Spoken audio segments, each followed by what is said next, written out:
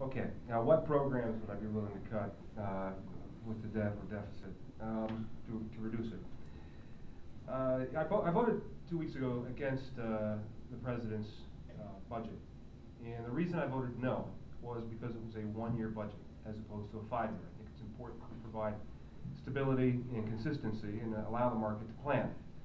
I did support the Blue Dog budget that Charlie referenced earlier.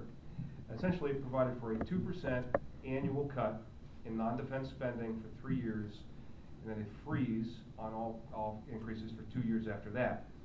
I think that will go a long way in getting us back on track. But I think just talking about cutting spending, again, is oversimplifying the problem.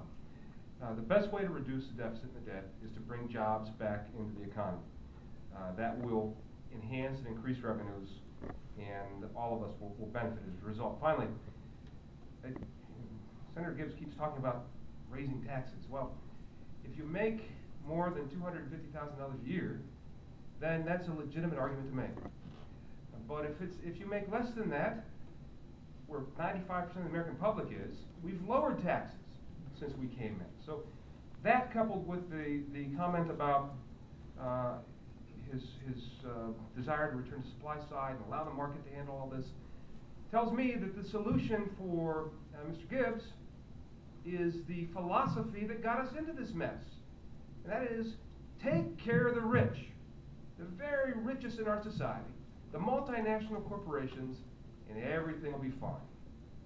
Doesn't work that way.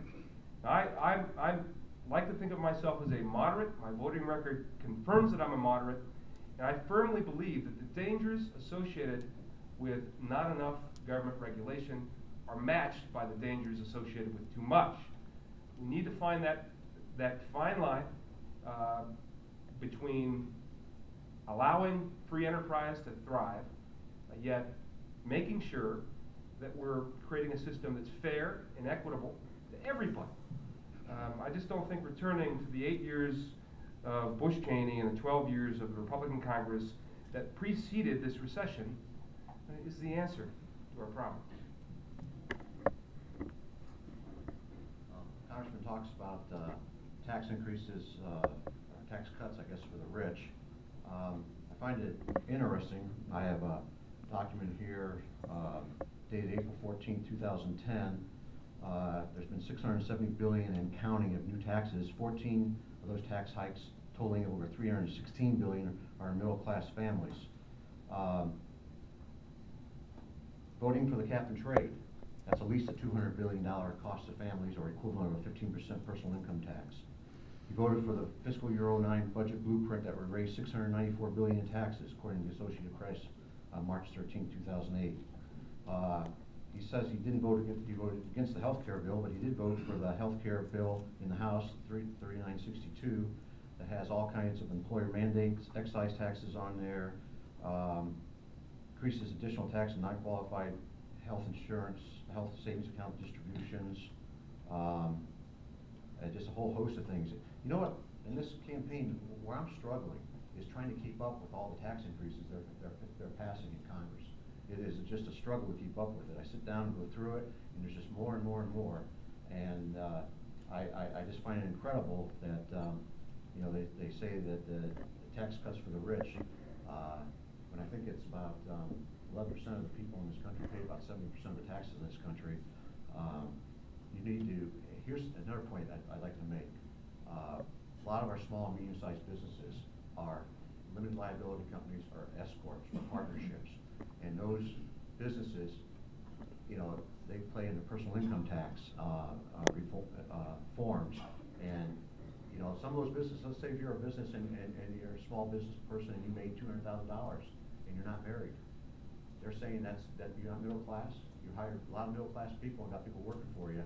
And the reason we need to not raise the tax burden but lower the tax burden is we've got businesses out there, like I said, they're ready to expand their businesses. I was just in a business person this last week in Dover, and he says he's ready to invest $1 million and create about 20 more jobs, but he's afraid to do it, and he didn't have to borrow money to do it. So tax cuts would be great to help those businesses. And see. First of all, small businesses have been the beneficiary of the tax cuts under the last 2 years, not those who are bearing a greater burden. The only people that have been negatively affected by tax policy changes in terms of having to pay more taxes are big, large, multinational corporations and the wealthiest people in the country. We have taken things away like loopholes that encourage manufacturers to offshore jobs. Those are the kind of tax increases we've been submitting.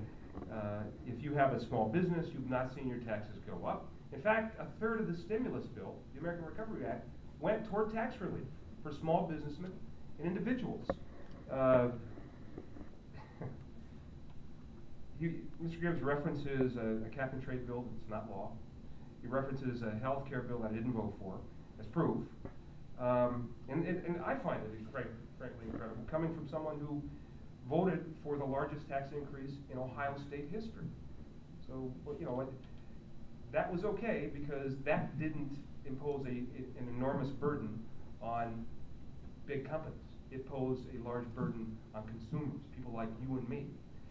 That's okay for tax increases. A 20% increase in the sales tax, which affects working people, men and women, more than anybody else, that's okay. But don't tax the very richest in society. You're going to ruin our economy. I've got a problem with that.